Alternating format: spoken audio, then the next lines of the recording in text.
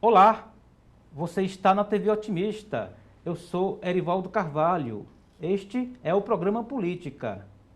Hoje vamos bater um papo com o presidente da Comissão de Orçamento, Finanças e Tributação da Assembleia Legislativa do Estado do Ceará, deputado Sérgio Aguiar, do PDT. Qual o desenho do orçamento do Estado do Ceará para 2024? Como está a atuação dos legislativos estaduais em todo o Brasil? Vamos falar sobre a relação dos deputados estaduais com prefeituras municipais. Ainda, os planos do entrevistado para as eleições do ano que vem. Estas e outras questões a partir de agora, no programa Política.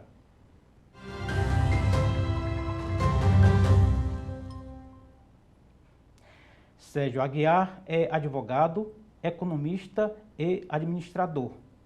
O convidado é mestre em gestão pública. O entrevistado é de família política tradicional de Camusim, município da Zona Norte do estado do Ceará. Sérgio Aguiar foi vereador na cidade, presidente da Câmara Municipal e prefeito por 2 mandatos seguidos. O entrevistado está no 5º mandato parlamentar. No Parlamento Cearense, na Assembleia Legislativa, Sérgio Aguiar preside a comissão que debate o orçamento público do Ceará. O deputado foi eleito em outubro de 2023 presidente da União Nacional dos Legisladores e Legislativos Estaduais, UNALE, para o biênio 2024-2025. E é com o deputado estadual Sérgio Aguiar que converso no programa de hoje. Deputado Sérgio, uma honra tê-lo aqui novamente nos estúdios da TV Otimista, no programa Política. Tudo bem com o senhor? Tudo bem, Erivaldo. Renovo os votos também de gratidão a vocês por essa participação, sempre que oportuna de nós virmos aqui conversar sobre os mais variados temas de interesse da sociedade do nosso estado do Ceará e que, agora que estamos encerrando mais um período legislativo, desta feita o primeiro ano do novo mandato parlamentar que nós exercemos, estamos aqui ao seu dispor para conversarmos. A gente aqui agradece, deputado, a agenda extensa, esse corre-corre de final do ano faz parte da rotina legislativa e a gente tem aí muita coisa para abordar e começando, inclusive, por esse momento em que o Legislativo caminha para a reta final do ano legislativo, onde se discute se elabora, vota, enfim, o orçamento do Estado, que, aliás, o primeiro orçamento, como o senhor falou, dessa legislatura, né? E, efetivamente, é o primeiro orçamento enquanto governo do Estado com o novo governador, né? Que é Eumânio de Freitas, porque esse aqui desse ano, foi o aprovado em 2022, né?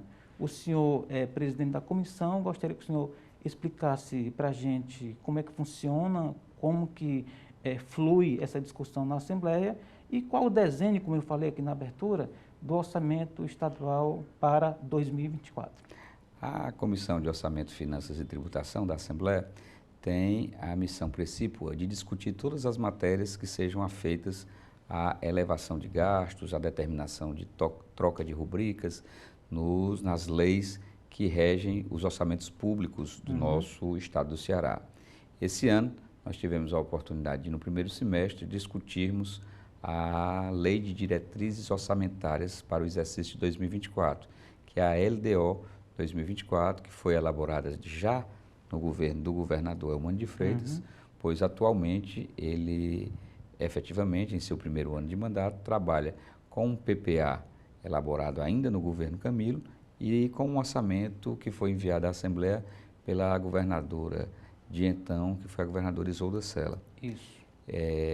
Agora, no segundo semestre do ano, nós discutimos, principalmente nesse primeiro ano de mandato, 2 importantes peças orçamentárias que são fundamentais para os orçamentos públicos. Uma delas é o Plano Plurianual de Investimentos de 2024 a 2027. O Poder Executivo realizou oficinas nas macro-regiões do Estado para poder fazer a discussão sobre o que deveria ser feito pelo governo do Estado, assim como se for uma réplica do plano de governo do então candidato ao governo Eumano de Freitas. Uhum. E mandou à casa uma peça que traz 172 bilhões de reais de previsão de recursos que serão demandados pelo poder público estadual durante os anos de 24 até 2027.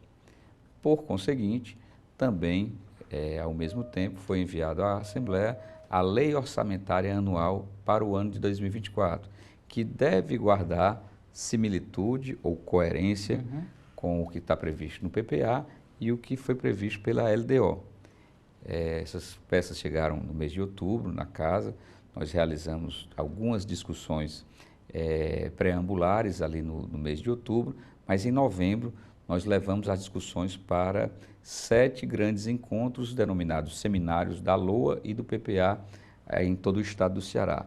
Fomos a Russas, a Quixeramobim, fomos a Ipaporanga, fomos a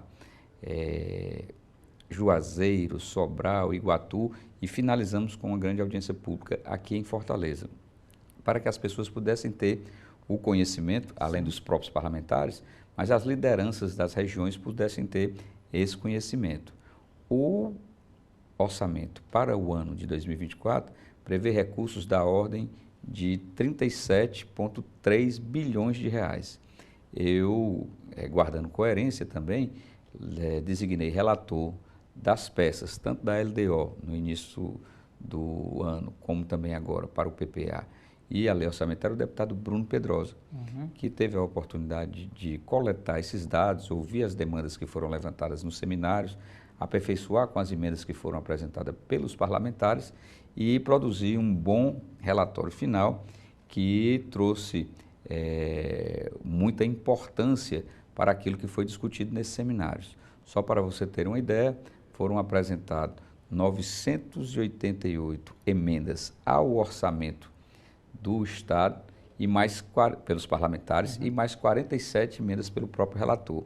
Então foram mais de 1.040 propostas, ou chegando a esse número arredondado, que foram aproveitadas e o relator aprovou a todas em comum acordo com os membros da comissão. Já para o PPA, foram um pouco menos de que uma centena de emendas que foram apresentadas e elas foram aprovadas também. Hoje mesmo, nesta quarta-feira, nós votamos na Assembleia, no plenário da Assembleia, o PPA e até a próxima sexta-feira deveremos estar votando o orçamento do Estado. Então, essas são as principais demandas que apareceram. E quais foram os grandes temas? O primeiro deles, saúde pública. O bom funcionamento dos hospitais regionais do governo do Estado, e ali já está previsto recurso para o funcionamento do novo hospital da UES, o Hospital Universitário, da implantação do sistema de oncologia, ou melhor, o serviço de oncologia ao longo das regiões do Estado do Ceará, também tiveram recursos previstos. Para o ano de 2024, teremos cerca de 3 bilhões de reais para investimentos, e aí vem projetos que estão ao longo do tempo sendo construídos e que ainda não tiveram o seu término, como é o caso da transposição do Rio de São Francisco, com o Eixão das Águas, como é o caso do metrô de Fortaleza, que passa aqui pertinho, na Santos Dumont, aqui da TV Otimista, também das areninhas, das escolas de tempo integral, que terão agora um bom suporte durante esse ano de 2024, além de outras ações que tratam também da transição energética com a nova ideia do hidrogênio verde ser consociado com a energia eólica, com a energia solar, fazendo um novo vetor de produção para o nosso estado do Ceará. Então, esses foram os temas que foram abordados, e nós procuramos aperfeiçoar com as discussões, com as propostas dos parlamentares, aquilo de importante que existiu para o planejamento orçamentário, tributário, financeiro e contábil para o ano de 2024. Entendi. O governo Eumano segue, em linhas gerais, dentro de um projeto político entregue pela governadora Isolda, que, por sua vez, recebeu do governador Camilo. De continuidade. Né? Isso reflete, de uma forma muito clara, no orçamento, né? Porque Sim. as linhas gerais vêm de anos anteriores e também se projetam, né, em cima de uma lógica ali na linha do tempo, né? Mas a questão, deputado, eu pergunto, isso ajuda ou de alguma forma engessa o debate sobre o orçamento, sobre a expectativa de receitas e despesas do governo? Isso ajuda ou atrapalha, como se fala? Falando aqui mais assim como se fora um professor, é bom que a gente lembre o que é que diz a emenda da lei orçamentária. Na lei orçamentária. Ela estima a receita e fixa a despesa. Ou seja, tudo que for de despesa que o governo do estado deverá fazer, por exemplo, as primeiras horas do dia 1º de janeiro, a viatura lá do BP Raio, que está rodando lá na leste-oeste, ali nas proximidades do Pirambu e tudo, ela já vai ter que ter previsão orçamentária de pagamento daquele combustível, de pagamento do salário dos Quando profissionais. Virar a data do ano Quando novo. virar a data já é o novo orçamento que ali funciona. Então, todas as despesas são fixadas. Se o governo do estado surge, por exemplo, um novo programa que não estava previsto devido a uma nova oportunidade, ele tem que pedir autorização legislativa à Assembleia para poder emendar o orçamento ao longo do exercício. E para isso daí tem que ter três pontos. Tem que estar previsto na LDO, senão tem que emendar a LDO. Sim. Tem que estar previsto no Plano Plurianual de Investimentos, senão tem que emendar o Plano Plurianual. E o que diz relativo também ao próprio orçamento em si. Já por outro lado, como as receitas são estimadas, agora deve estar sendo votado também nos próximos dias o Orçamento Geral da União para o ano de 2024. Isso. E pelas discussões que nós ouvimos aí sobre as emendas de bancada, boa parte delas foi colocada justamente para esse serviço de oncologia solicitado pelo governo do estado.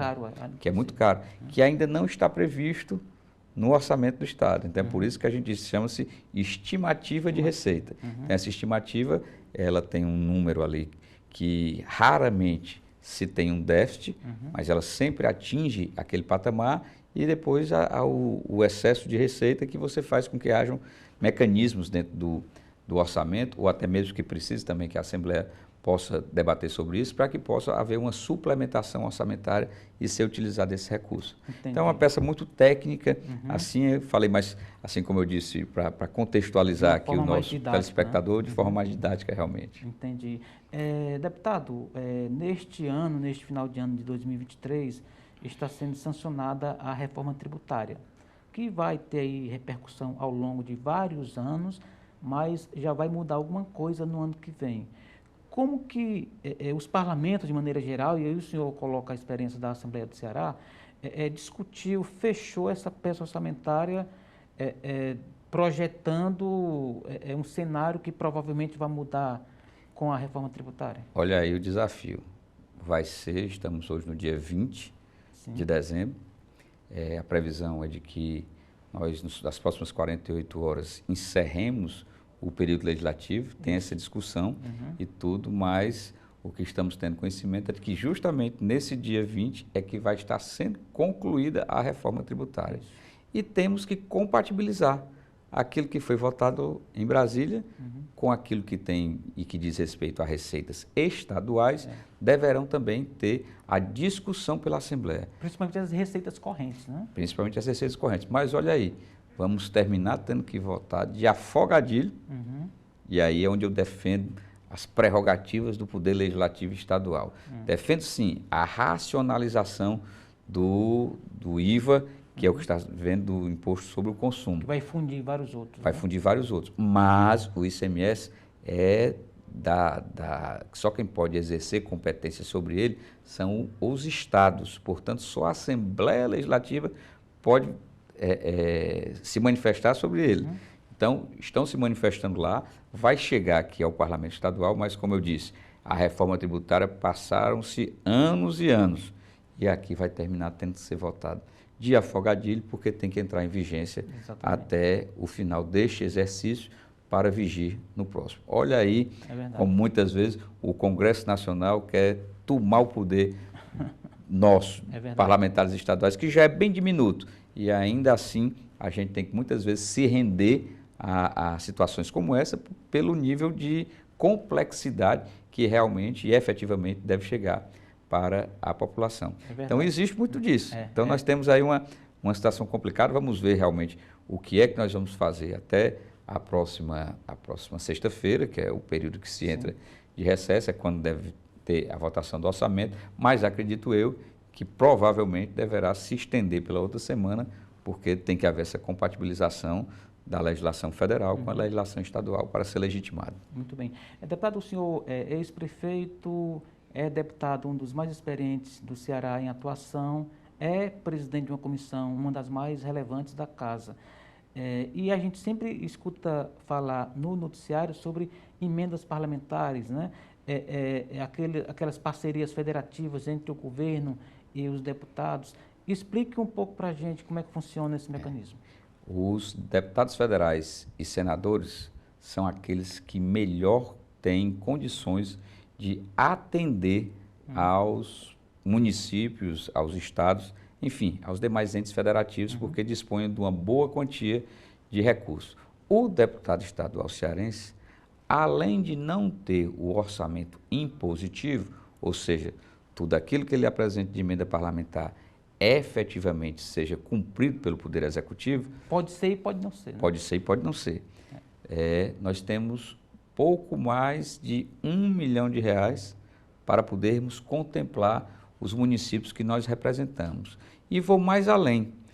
O PCF, que é o Programa de Cooperação Federativa, ele só pode ser destinado a entidades públicas, ou seja, eu só posso mandar ou para o estado do Ceará ou para prefeituras municipais. Entendi. Imagine eu que tenho quase uma dezena de prefeitos.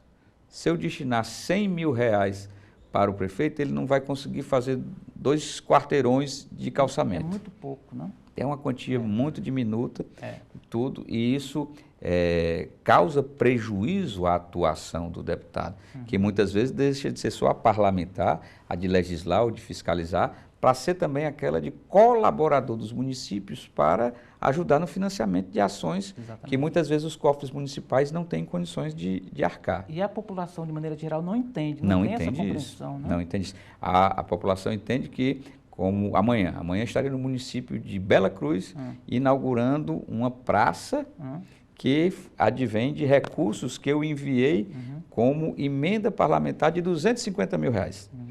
Mas estarei lá porque as pessoas vão remeter que, embora a inauguração seja da administração municipal do prefeito Netinho, mas que houve o trabalho do parlamentar Sérgio Aguiar para conseguir o recurso que financiasse a construção daquela obra. Entendi, ficou claro. Deputado, vamos fazer um rapidíssimo intervalo. Daqui a pouco a gente retoma aqui o papo no programa político, tá bom? Pois não.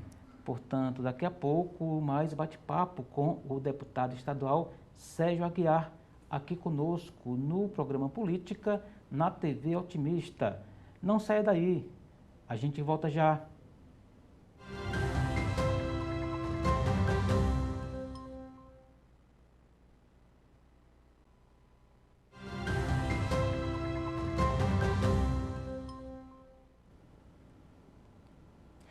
Estamos de volta para o segundo bloco do programa Política de hoje. Você está na TV Otimista. Eu sou Erivaldo Carvalho. Aqui ao meu lado o deputado estadual Sérgio Aguiar, que é ex-prefeito de Camusim e um dos entusiastas do desenvolvimento turístico no estado do Ceará. Nos conte as boas novas desse 2023, deputado, nessa área. Imagino eu que, superada o problema da pandemia, o mundo começou a respirar novos ares. E as pessoas parece que estavam ali, como ficaram praticamente enclausuradas, confinadas durante a pandemia, elas ficaram com aquele anseio de voltar a viajar, a conhecer novos destinos, tudo, e fez com que houvesse incrementos muito importantes no turismo.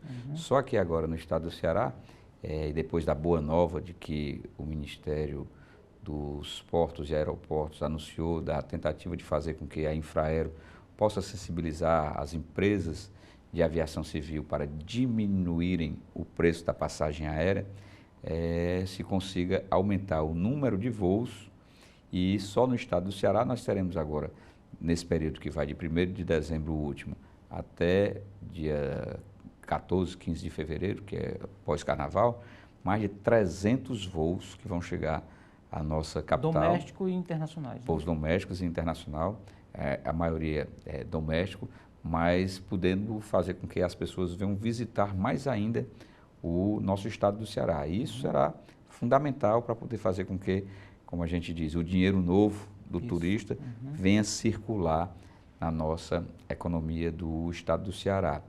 E não custa nada lembrar dos 573 quilômetros de praia, do mar quente que temos aqui, dessas 3.000 horas de sol, tudo aquilo que são as nossas potencialidades naturais são bastante atrativos para que as pessoas possam visitar e conhecer o estado do Ceará. Eu tive a oportunidade, no mês de novembro, de trazermos para cá o evento que foi a 26ª Conferência da UNAL e tivemos aproximadamente 1.500 pessoas que vieram de outros estados e até delegações internacionais que visitaram Fortaleza e ficaram encantadas tanto com a beleza do lugar, como as boas acomodações que nós temos aqui com hotéis de renome, pousadas muito bem conceituadas, além dos entretenimentos que existem na cidade e também da oportunidade de conhecerem da hospitalidade do cearense. Isso foi muito importante, conjugado com um dos melhores equipamentos para eventos no estado, ou melhor, dos estados brasileiros nacional, que é o Centro de Eventos do Ceará, inclusive reconhecido agora com a premiação destaque. Fizemos um grande evento que demonstrou que o turismo também ele pode ser conjugado com o turismo de negócio, fazendo com que os momentos de lazer das pessoas venham para participar de alguma conferência científica, de algum congresso técnico, algo dessa natureza, mas possam também desfrutar dessas aí. Tira ali um dia a mais e tal, né? Tira um dia a mais, tudo isso é interessante. E pesquisas da Secretaria, tanto de Turismo de Fortaleza, como da Secretaria de Turismo do Estado, mostram que esses turistas que vêm a negócio, eles têm um poder aquisitivo melhor, maior e gastam mais na nossa cidade. Então, isso é muito importante para o estado do Ceará, a gente conseguir trazer aí a níveis assemelhados com os que eram antes da pandemia, para mostrar o quanto o turismo pode ajudar no desenvolvimento do estado do Ceará. Entendi. Agora, esse desenvolvimento, essa injeção de dinheiro, né, de quem vem visitar o Ceará, ou mesmo de quem está aqui morando, etc. Como é que esse desenvolvimento, deputado, chega para a gente fixar aqui no litoral, onde fica o seu município, Camusim? Como é que isso chega lá de forma sustentável e bem distribuída para que esse turismo, essa riqueza não fique em bolhas dos grandes resorts, por exemplo? Existe, evidentemente, que o estado do Ceará ele tem 4 grandes destinos turísticos. Ele tem a capital, Fortaleza, ele tem a praia de Canoa Quebrada, tem a praia de Jericoacoara e tem lá no Cariri a cidade lá, Santana do Cariri, em virtude lá do Museu Paleontológico que lá existe. Então, são considerados, classificados pela Embratur, esses 4 grandes destinos aqui no estado do Ceará. E eles, por suas vezes, eles são destinos indutores, ou seja, eles trazem para si, para poder serem um carro-chefe de onde as pessoas vão visitar e de lá irradiam.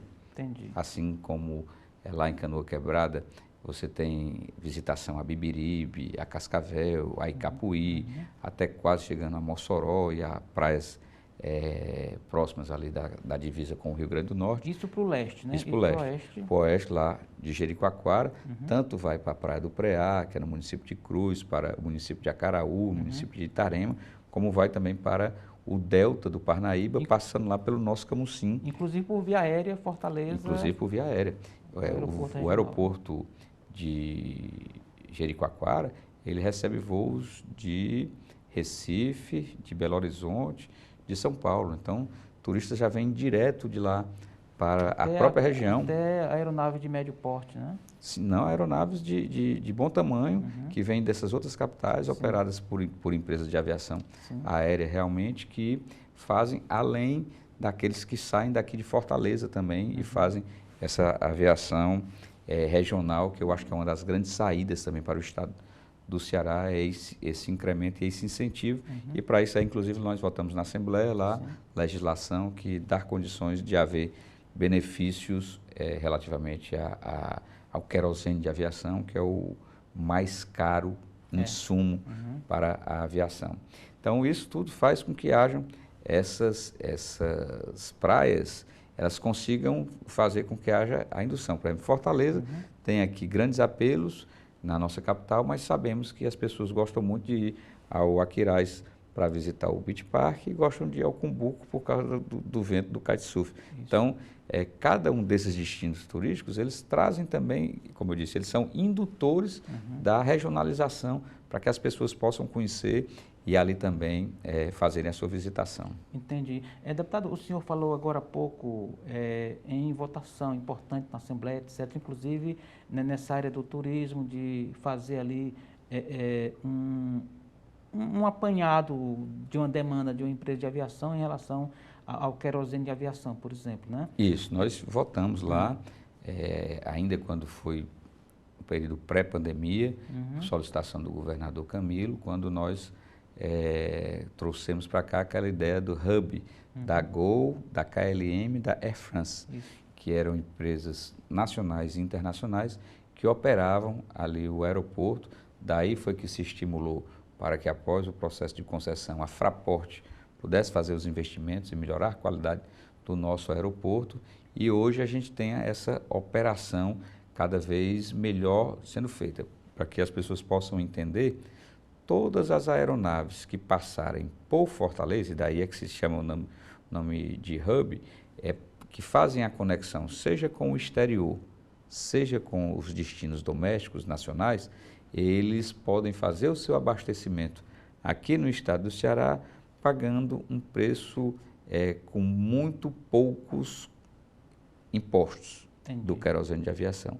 E daí é onde atrativo, o governo pode mexer, né? É onde o governo do estado pode mexer e a Assembleia tem que conceder essa autorização para que se mexa. Entendi. E dentro disso daí a gente consegue fazer com que haja um estímulo maior para que se aumente o número de voos. E o que nós queremos é conjugar isso aí também com a diminuição do preço das passagens, já que esse ainda é o grande gargalo do turismo nacional, é o preço demasiadamente caro das passagens aéreas para se fazer turismo no nosso país. Entendi. Deputado, agora, daqui a pouco, no terceiro bloco, a gente vai falar sobre a perspectiva do senhor assumir a presidência da UNALI, né, que é muito importante, a gente reserva aí o terceiro bloco para isso. Eu queria falar agora com o senhor do deputado estadual, representante de várias prefeituras, né, do interior do estado, até para a gente retomar um ponto que a gente colocou no primeiro bloco, sobre, às vezes, o cobertor curto, né, para atender a tantas demandas, né? Isso, eu me orgulho muito de fazer política mais para o litoral norte do estado do Ceará e tudo, para a Serra da Ibiapaba, e Sertões de Sobral, aquela região, como já é a zona norte do estado do Ceará. E nós hoje temos 8 prefeitos que fazem parte da nossa base política, mas atuamos em mais de 30 municípios ali da região. E tenho aí a perspectiva de lançar aproximadamente 2 dezenas de candidatos a prefeitos em todos esses municípios que fazem parte. Alguns vão para a reeleição. Alguns indo para a reeleição, outros sendo candidatos que já foram prefeitos e retornando, outros que já estão há um bom tempo fora do poder municipal e que nessa luta de oposição estão tentando agora chegar a ser em situação e tudo. E é fundamental a nossa atuação. Se eu lhe contar como vai ser meus próximos dias, e aí o sistema virtual da Assembleia por esses 2 próximos dias facilita a isso, você pode até ficar assim, sem acreditar. Mas hoje mesmo estarei à noite no município de Tianguá, recebendo o título de cidadão daquela cidade, que já sou representante há bastante tempo. Em seguida irei ao município de Frecheirinha para uma reunião com o grupo político do prefeito já é embaixo da Elton serra. Luiz, já embaixo da serra. Mas irei dormir no meu camucim, já que amanhã de manhã nós temos algumas ações lá com a prefeita Betinha. No final da tarde da quinta-feira irei ao município de Bela Cruz para participarmos da inauguração de uma praça, como eu falei no bloco passado. E na sexta-feira estaremos também em outros municípios da região, participando justamente dessas atividades aí que nesse período de final do ano intensificam muito a nossa presença Claro. nas bases, e é como eu gosto sempre de fazer, de estar bem próximo das pessoas, porque eu ainda sou, embora tenha uma participação nas redes sociais muito importantes e bem intensas, mas eu gosto sempre de estar próximo das pessoas que representam e tudo, para a gente ficar naquela de aprender também com o cidadão e a cidadã e ser um porta-voz daquilo que eles têm anseios, né? Exatamente. E na política, cá entre nós, deputado, não inventaram ainda nada mais eficiente do que uma conversa tete a tete, como se fala, né? Presencial, né? Isso, o contato ele é sempre benéfico, até porque as pessoas podem sentir-se mais empoderadas ao ter ali ao seu lado aqueles que, embora momentaneamente, mas que são mandatários populares, que podem ajudar na solução de alguns problemas que muitas vezes são difíceis para a população. Por exemplo, não vou tão longe, nós voltamos agora alguns dias atrás, o Refis. Tinha um cidadão amigo nosso lá no interior que sua moto tinha sido apreendida há 2 anos e ele não tinha o dinheiro para poder pagar, porque a moto já não valia tanto e estava atrasada, e nós voltamos agora o benefício para que ele possa lá ter um rebate das suas dívidas, não pague a estadia que ela ficou lá no Detran e tudo e tal, e ele possa reaver o seu bem e poder utilizá-lo. Às vezes até como instrumento de trabalho. Muitas vezes como instrumento de trabalho, já que a moto no interior, ela até para o homem do campo, ela em alguns momentos substituiu o cavalo, o animal, e é importante. Então, são ações como essa que muitas vezes as pessoas não imaginam que o trabalho do deputado pode chegar até elas com uma forma da gente poder ajudar no próprio cotidiano do cidadão. Exatamente. Na média geral, se a gente for colocar as prefeituras, principalmente, que o senhor representa, difere de uma para outra a demanda, o gargalo, a dor do prefeito, da prefeita, do deputado? Ou tem algo que é comum a todas as gestões municipais? Não, as gestões municipais elas têm muitas dificuldades hoje com a saúde pública. E para você ter uma ideia, o que é que diz a Constituição Federal? É de que deve se aplicar até 15% na saúde e 25% na educação. Não existe um município do estado do Ceará que gaste menos do que 25% com saúde. Então, ela praticamente se bate com a educação quando não ultrapassa. Então, realmente, o problema... E a cobrança ali na porta do prefeito? A cobrança é porque o cidadão que utiliza o Sistema Único de Saúde, ele se imagina como todo e qualquer usuário de plano privado, que deve ser atendido naquele mesmo momento, naquela mesma condição, que deve realizar o exame mais próximo da sua cidade, que deve ter a consulta especializada ali, tudo. O sistema dos consórcios públicos de saúde, através das policlínicas e dos centros de especialidades odontológicos, conjugado com os grandes hospitais regionais, já conseguiu resolver uma boa parte dessa demanda, mas ela é crescente. Entendi. Ela é crescente. O governo do estado tem chegado junto com essa pauta, junto aos Tem prefeitos? procurado fazê-lo. Tem procurado fazê-lo. Como eu disse, os consórcios de saúde pública, eles conseguem fazer com que se dê uma resposta mais perto de onde o cidadão esteja vivendo. Mas o ICC aqui em Fortaleza, Instituto do Câncer, ele é imprescindível para o funcionamento do sistema do serviço de oncologia no estado do Ceará, e muitas vezes a gente sente aquela dificuldade, porque ele recebe financiamento do estado do Ceará e da prefeitura de Fortaleza, os municípios do interior não colaboram, vêm divergências políticas aqui e ali, que fazem com que muitas vezes haja prejuízo para a população de uma forma geral. Mas lhe confesso que o problema é que o pequenino Pacujá, do prefeito Tonhão, está sofrendo agora já... Ali vizinha Mucambo, né? A vizinha Mucambo. Já com a falta de chuvas, ele difere muito daquele que o município de Camusim, que é à beira da praia, passa pela sua complexidade. Então, existem muitas demandas e tudo para que os municípios possam ser atendidos, mas a mais efetiva aqui e a mais angustiante para os prefeitos é realmente a saúde pública. Aquela cultura do prefeito entregar uma ambulância, etc., ainda é forte no interior, né, para ir para os hospitais regionais, vir para Fortaleza. O sistema do SAMU já melhorou muito. Ah. Entretanto, existe sim, ainda existem alguns vazios de municípios que não têm essa cobertura e que precisam sim, efetivamente, que as administrações municipais possam ter o seu sistema de mobilidade de ambulâncias bem ativo para que consiga levar para os grandes centros. Até na situação de uma complicação, de uma especialidade que aquele município não ofereça, por exemplo, né? É isso, geralmente, por exemplo, vamos voltar ao Pacujá. Deus o livre, chegou lá um cidadão que levou uma facada, ele não vai conseguir ser atendido lá no hospital, no pequenino hospital municipal.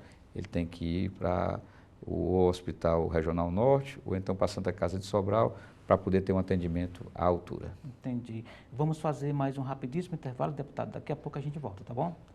Portanto, a gente segue daqui a pouquinho, depois do intervalo, com o deputado estadual Sérgio Aguiar, aqui conosco no programa Política, na TV Otimista. Não saia daí, a gente volta já.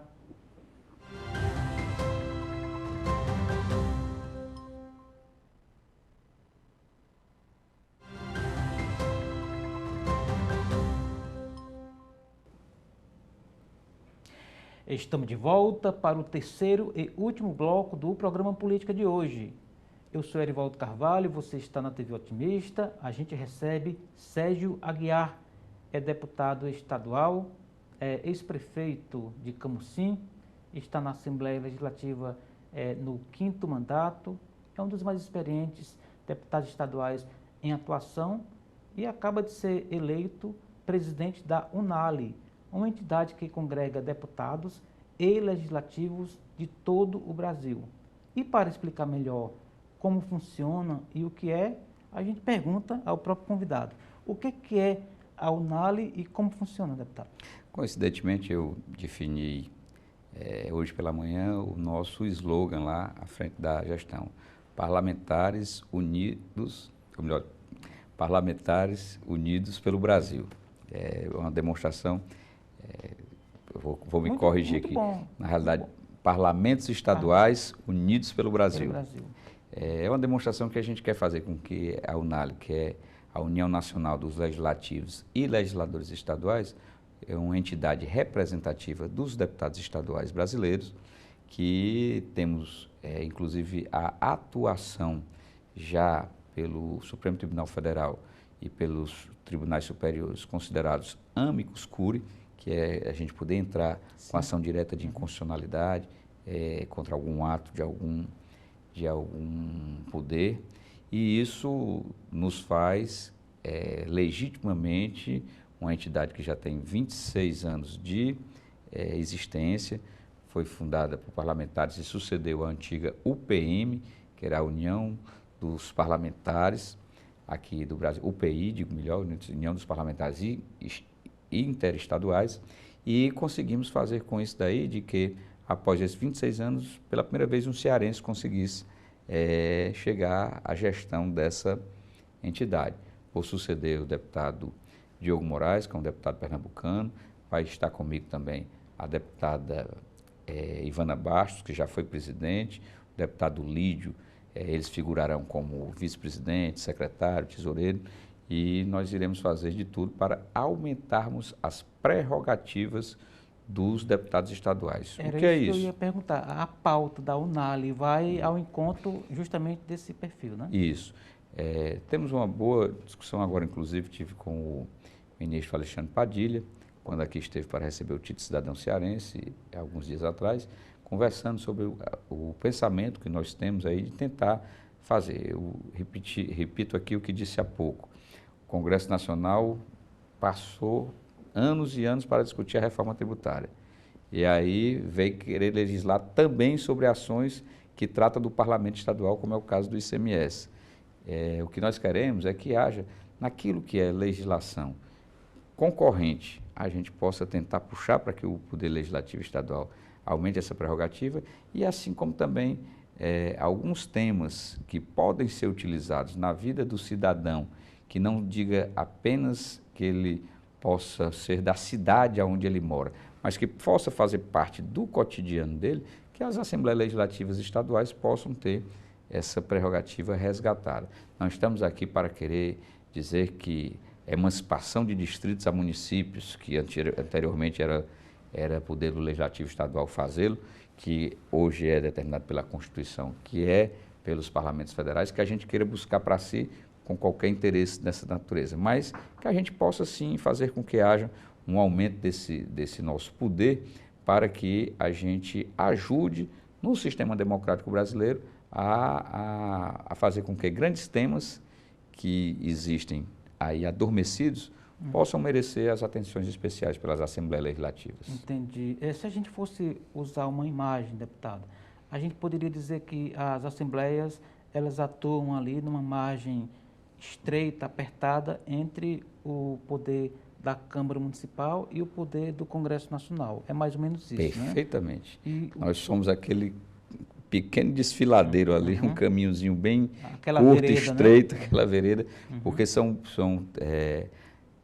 o cidadão, daquilo que é da porta de casa para fora, e assim como também daquilo que depende da construção dele dentro, é regido pelas leis municipais. Isso. Aquilo que são as grandes leis que fazem com que o país possa adotar uma legislação única para 210 milhões de habitantes, vai para o Congresso Nacional. E os deputados ficam ali, né? com poderes limitados. É verdade, a gente tem poderes muito limitados e é isso que a gente tenta fazer agora, de que a gente consiga aumentar essas prerrogativas para que a gente, volto a dizer, não queremos tomar poder de ninguém, nós queremos ajudar a solucionar problemas. Agora, isso é uma dor unânime nos parlamentos estaduais. Há um Estado, no caso, uma Assembleia que tem ali uma certa referência que a UNALI vai buscar tentar reproduzir em nível de Brasil. Tem essa discussão? Existe. Um dos pensamentos é que, por exemplo, 25 Assembleias Legislativas hoje já têm um orçamento impositivo com relação às emendas parlamentares ao orçamento dos estados. Ceará e outra unidade da federação que não tem. Mas a entidade, para você ter uma ideia, ela congrega, por exemplo, o Parlamento Amazônico. O Parlamento Amazônico é um dos nossos braços. Vamos tratar agora sobre a superlotação de venezuelanos que está invadindo lá o Acre. Exatamente. Olha aí como é que são as coisas.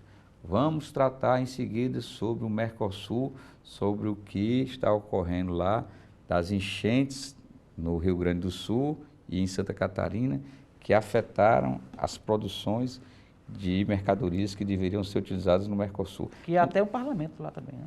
Tem também o parlamento do Mercosul. Então, existe essas ações, como eu disse, agora é nacional, são representativas, teremos aí algumas missões já estabelecidas para conversarmos, inclusive com representações internacionais que vieram participar da conferência da UNALI aqui no Brasil, mas o primeiro passo que queremos fazer é abrir um diálogo efetivamente com o Congresso Nacional, seja com o presidente do Congresso Nacional, o senador, ou seja com o senador Rodrigo Pacheco, ou seja com Arthur Lira, presidente da Câmara dos Deputados, para a gente tentar fazer com que haja uma melhor colocação disso tudo. E também de tentarmos fazer com que o próprio governo federal possa tentar. Existe um desafio muito grande, que é da sensibilização das cortes eleitorais, e aí irei procurar o presidente do Tribunal Superior Eleitoral para tentar ver se conseguimos encontrar um mecanismo que ajude nessa,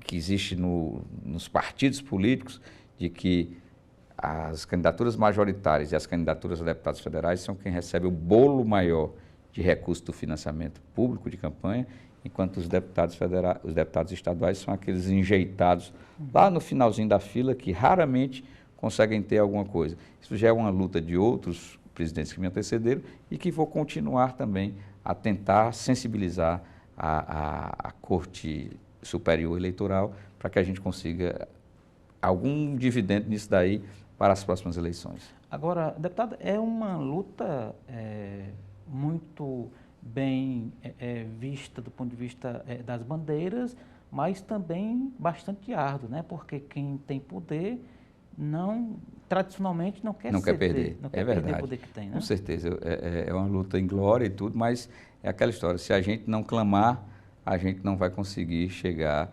a nenhum tento vitorioso. Então vamos tentar sensibilizar, conversar, tentar aí mostrar do que se pode fazer disso aí, mas principalmente da gente valorizar os parlamentos estaduais em todo o Brasil. Muito bem. Para quem está nos acompanhando, para entender melhor de que estamos falando, por exemplo, um deputado estadual aqui do Ceará apresenta um projeto de lei e aí ele pode estar entrando em uma legislação federal e aí já não pode. É mais ou menos isso? Isso. Se o senhor lembrar, cite um exemplo para a gente entender melhor.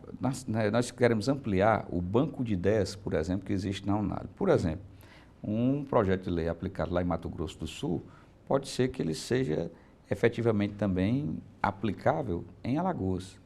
Um projeto do Piauí pode ser que seja efetivo para o Paraná, e assim sucessivamente. Então, nós vamos levantar esse banco de projetos de lei, e inclusive com os seus acompanhamentos para poder verem se foram constitucionais, se prosperaram, se foram colocados de lado porque infligiam algum fato, seja da iniciativa de lei ou de algum tema que não era correlato para que isso possa acontecer. Eu vou aqui num tema bem rápido, que você falou, a Procuradoria da Assembleia deu parecer contrário, inclusive que eu divergi, sobre um projeto de lei do deputado Marcos Sobreira, que dizia que após a meia-noite os ônibus poderiam parar fora das paradas obrigatórias para poder pegarem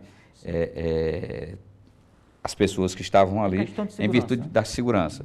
A Procuradoria disse que não podia fazer porque quem tratava da lei viária era o município.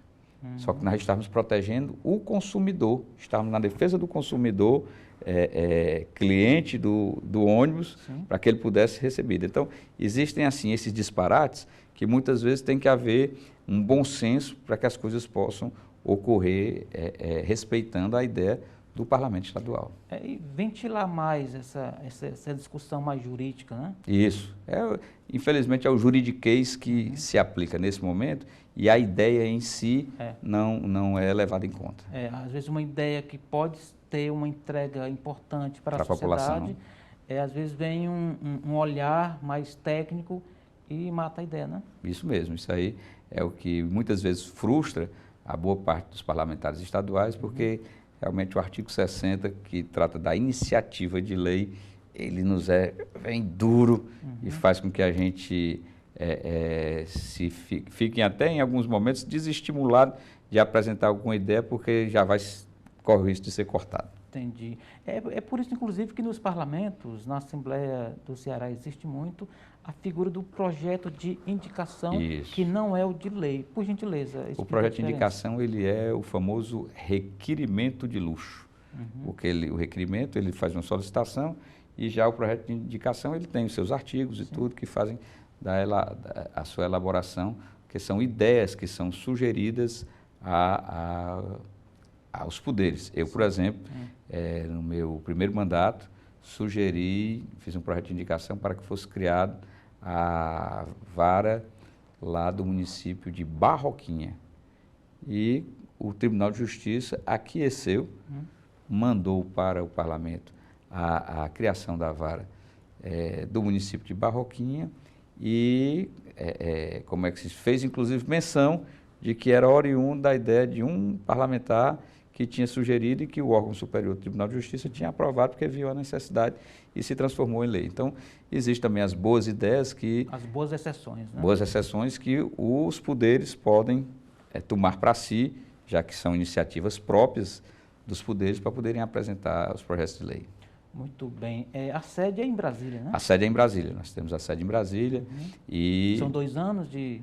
Não, é 1 ano, o mandato é de 1 ano. 2024. 2024, durante todo o ano, a gente teremos a eleição já para a minha sucessão no mês de novembro, lá no estado do Rio Grande do Sul, quando será realizada a 27ª conferência, já está aprovado isso pela diretoria, e iremos tomar posse no próximo dia 11 de janeiro, mas já em funcionamento desde o dia 1º de janeiro, para que a gente possa fazer com que durante esse ano a gente tenha essa representatividade dos parlamentos brasileiros aqui com a bandeirinha verde e amarela do estado do Ceará.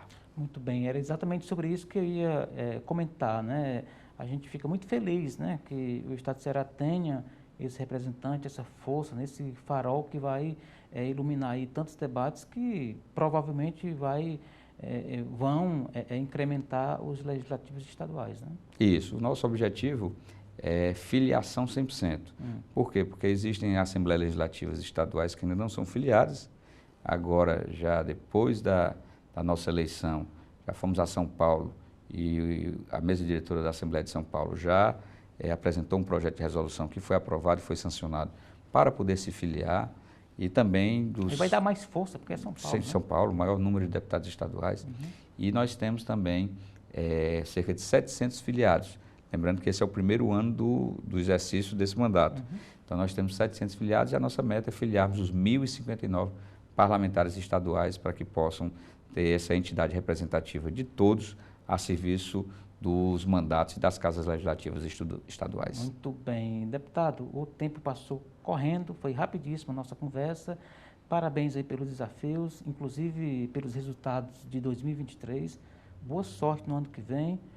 Boa sorte nas eleições municipais. O senhor que tem aí 2 dezenas, né, de candidatos, pré-candidatos a prefeitos, talvez muitos candidatos a vereador. Boa sorte. A casa está aqui de portas abertas para o senhor. Muito obrigado. Desejo a todos aí um Feliz Natal, um Feliz Ano Novo. E agradeço sempre aqui à TV Otimista, a você, Erivaldo, ao Adriano, por essa cobertura que dão às nossas atuações no Parlamento Estadual aqui do nosso estado do Ceará. E os convido para que em breve possamos ir até lá ao Unala, em Brasília, para celebrarem conosco esse desafio do Parlamento Estadual brasileiro, agora na mão de um cearense. Muito bem, muito obrigado. Boa sorte na caminhada, deputado. E assim chegamos ao final da edição de hoje do programa Política. A todos o nosso muito obrigado pela companhia. Até o nosso próximo encontro. Forte abraço. Acho que deu para vender o